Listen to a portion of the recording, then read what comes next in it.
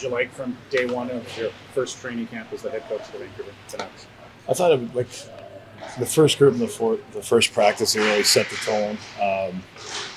Like the leadership through Mize, Marcus, and Pedersen, they were humming. I mean, Besser had a really good practice. Petey looked good. There's some things everyone's got strengths and weaknesses. Like that last row, you can see it's really, really hard on guys, but that's normal. You're not used to in the summer the physical part of it, right? And you've kind of got to do those things. It's hard to do that in the summertime and get feels like touches like that. But I like the way we transitioned from each drill into tracking to rush and pickup. So I thought it was really good. It's one session, but there's so sort of uncertainty around Filipino after what he went through at the end of last season. What are your expectations? And I mean, it's one day, but what did you see? Are you talking about injuries or are you talking about his play? Well, the injuries certainly. Yeah. But like, what are your expectations and what did you see in one day from Filipino? Yeah, I think we're gonna. We got two good forward coaches to help him. I mean, it's funny you talk about his injury. We've discussed.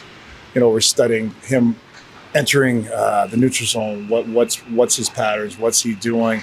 We want to be more of a team that try to fill those 3 lanes and enter at level, but then always have that inside drive, which will stop a lot of the movement at the blue line. Where I think maybe he's picked up some injuries as far as the East-West game, where that's when you see an East-West game happen. That's where a D will jump up on him and catch him on a bobbling puck. So like I said, he's got so much skill. He can skate, but we're going to keep grinding on, how we'll play, how we're going to play as a group. Once he gets those landmarks, then that skill set will take over. He's a great kid. He loves to learn, and he's all for it. So I think I touched on both parts of your question. Adam, when you took this job, you touched on how it meant a lot to you to be a head coach in the NHL.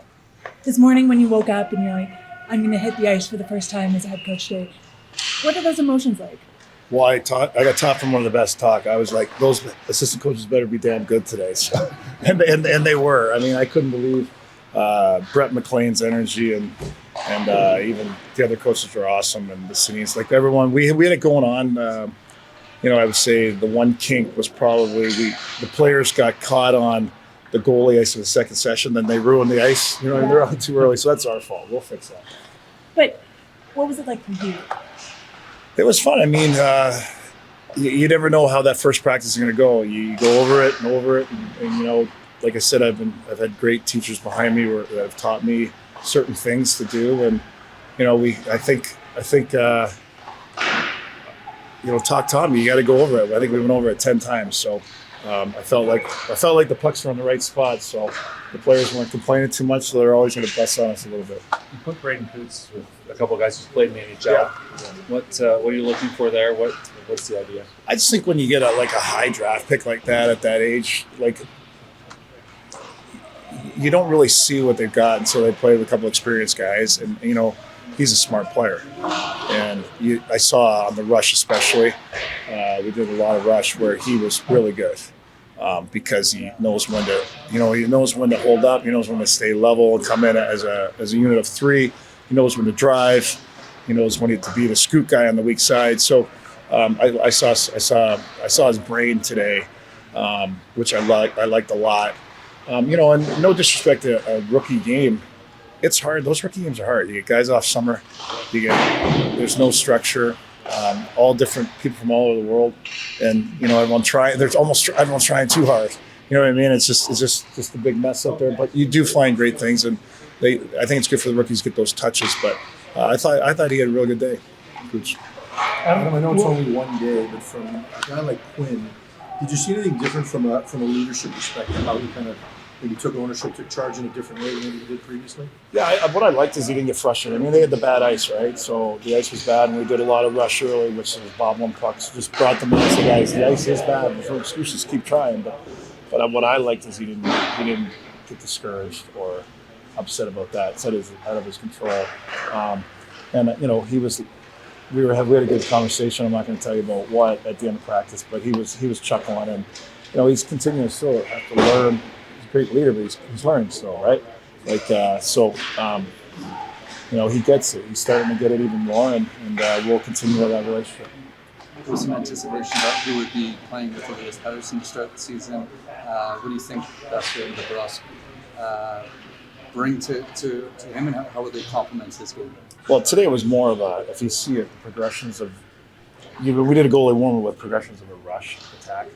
And you saw him and Rusk. I felt like they had a little bit of chemistry there today. I don't know if you guys saw that, but and then Bess is so smart. Like, he can read off them, whether he knows he has to be F3 or he needs a driver. He'll read off those guys.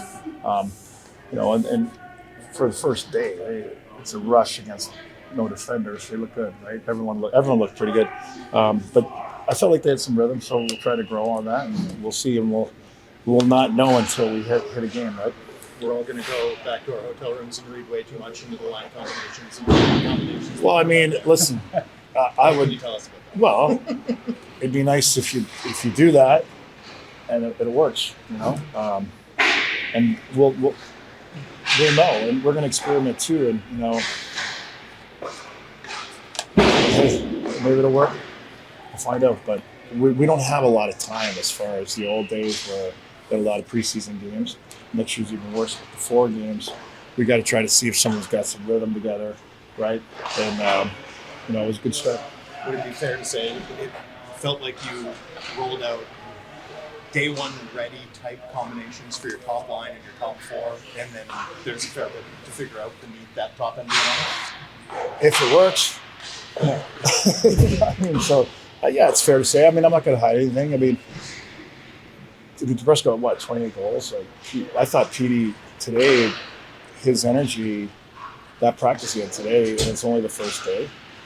I thought it was one of his best practices he had all of last year. And I told him that, and he's ready. He came here early with Demmer. It's something he never did before. It was awesome to see. He was into it.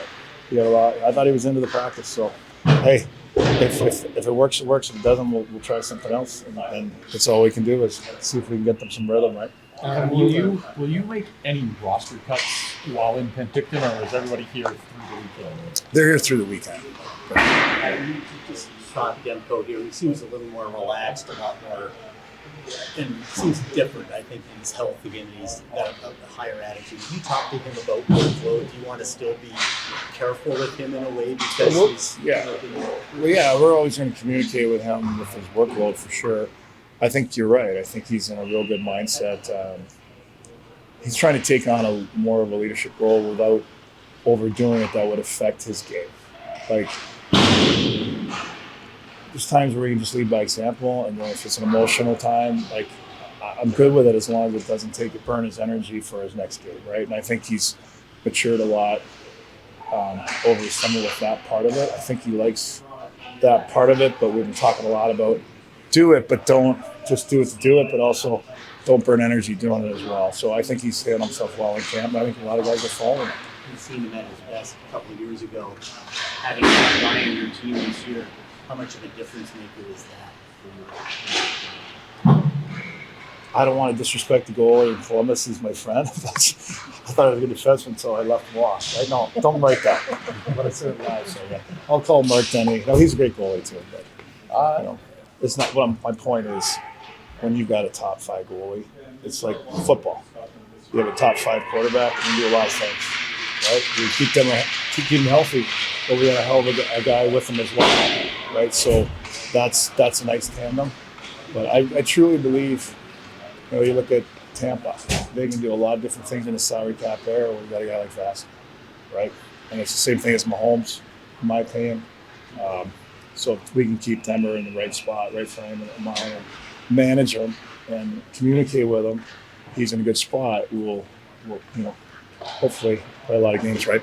Will you work on any special teams here this weekend, or? Maybe day 4. Day 4, we're kind of leaving open to see how these first 3 days go. But we'll see how the first 3 continue to go before we decide exactly what we're going to do on day 4. Can you just, in generalities, even with your penalty kill, obviously Theus is no longer here. Dakota did some penalty killing, JT at times last year. So you got Teddy. What are you thinking up front? Like, are you looking to incorporate anybody that maybe hasn't been part of the group? It's a good question. I am, and I mean, I think Besser can kill. I think he's so smart that he can kill. Like our kill was very detailed up ice. We knew when to strike. We knew when to back off, and in zone, like he gets it. Like, and you know, we'll see. We'll see how his minutes go. Right, we got to manage his minutes when he's going to be on the number one power play. Right, but you get a guy like Besser. But you're going to see there are going to be a couple of young guys hopefully crack that team right, and they can kill. You got O'Connor. We're gonna. Trying to think of the list. I've got my list in my head, but Garley. I thought Garley was a great killer. And you know what? He was going over the boards in the World Championship. Dino was running that PK, and he had Garley over the boards first. And last year, you know, I asked Talk if we could use him. He let us use him, and I thought he did a hell of a job, Garley, there. So we'll get the right spots, but again, your kill takes time, right? So it'd be disciplined at the start of the season, so we get some rhythm. Adam, you talked a bit yesterday about empowering your players, right? The Detroit visit and on and on. And when we saw some of the system stuff that, not full install, but that you were working on, whether it was the entries off of the regroup or sort of some of the D-zone work and over on that ice, it seems like there's maybe some responsibility being given to players, additional responsibility in terms of reads, without the puck and with it. Do you view sort of the concept of partnering with this group of players as sort of going beyond the off-ice culture stuff and also applying to how you want to play? Yeah, I mean, I agree with everything you said, except if they're not going to do it, then I'm going to do it. They're still, right? So today was an example. We just weren't doing the drive as well as we have to do. Guys were doing it. Not all the guys, not every rep, but it's hard. It's human. It's nature. It's natural for them not to do it every time because they're not used to it. But it's like that drive is the key to any rush. Like, one of the keys. And we nailed them. We go up to guys like, get your line driving, get them driving. And assistant coaches, get them driving, or I'm coming next to them. You know what I mean? So, but that's just to crack bad habits and get it in their head. And no one did anything really wrong there. Again, they're just not used to that. Couple more, please. Two more. Throughout training camp, we've seen the three groups now. Is there going to be movement between the groups, or are these kind of how you foresee it through the rest of the weekend? Well, we might move B and A, a couple movements. We'll see. We'll have a discussion tonight. And if we won't move anyone from C up probably today, but if we'll have a discussion again. If we don't like something that's happened in A and B, we might get a couple other guys in. But the first day, it's first day. We don't want to do too much and get everyone's first day. I'm sure they'll be having dinner night saying those coaches didn't have the pucks in the right spot. So it's our first day too. And you referenced yesterday that you wouldn't mind seeing one or two young guys maybe playing habits for split the league, make the team. What specifically would make them stick out where you go, I think they're ready? I like the question because we're going to have conversation before the first games with a lot of these guys. Usually when a young guy tries to make a club, their first, everyone's points, right? And for me, it's predictability and be reliable. The points will come if you do the right thing. And there's been some young guys that have been close last year, and they just got too fancy at the wrong time. And I'd rather these guys know that we're not judging them on point production. Even if they make it the first 5-10 years, it doesn't matter. If they do the right thing, those will come later. But they're young. I mean, they've been rewarded their whole life for getting points. No one talks about it unless they get points. They don't get a star in usually any tournament growing up unless they get points. So we want them to know that just play in our structure, be reliable, be dependable, and I believe the points will come. And that'll get them off probably the fancier plays, I hope.